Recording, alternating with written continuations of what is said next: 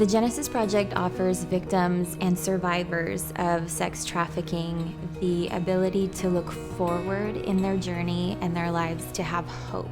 The Genesis Project is a new beginning for them. That's why I chose that name. I've worked on several undercover operations with law enforcement. It is terrible to see what these guys are doing to these women. Everything from physical abuse to mental abuse. I would go online and I would see ads. It's so selfish.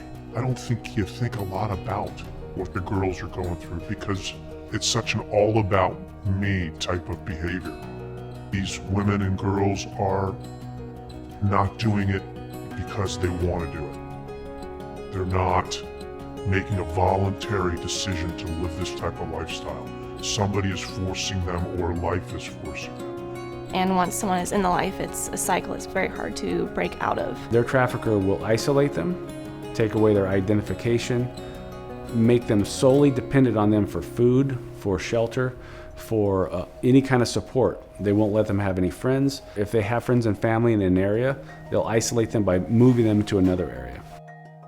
We use the analogy of the wheel of life. So if you think of a wheel, there's the hub of the wheel that's kind of the center of your life, and there are all the spokes coming out of the wheel. Each one of those spokes represents some kind of support in your life, whether it be family, education, career, shelter, just basic life shelter, food, housing, that kind of thing, spiritual, community, friendship, peer support. When a girl is trafficked, those support structures have been removed. So now she can't go anywhere. Usually there's drug abuse. There's been almost always some kind of sexual abuse, often the family.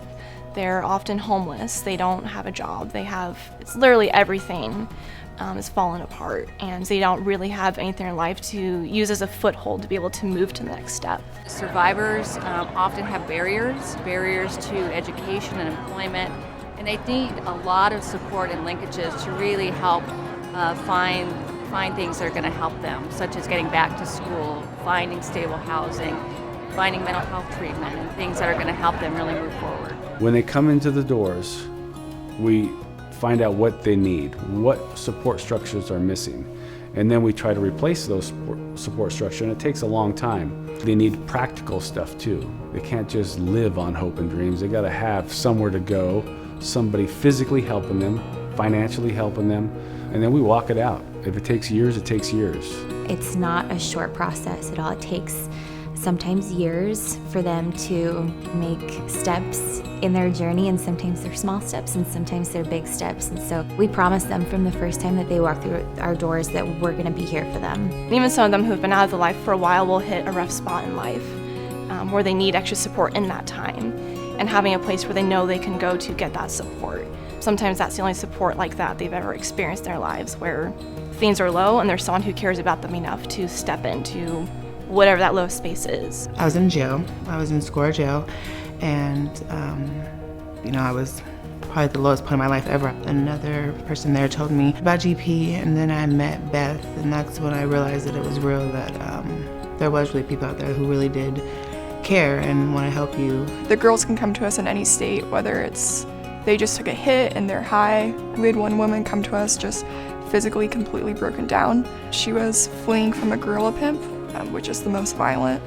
We had found out that she was severely beat about a week ago, and she was still suffering with some severe back injuries. So we got her to an emergency room where she had found out that if she wouldn't have gotten there, even a day later she would have died from a spinal infection. Imagine if it was your mother or your sister or your daughter. She has gotten herself into a really difficult circumstance for whatever reason. She's out there and she needs help. She needs people to support her. She needs to know that she's loved and that there is hope for a new life for her.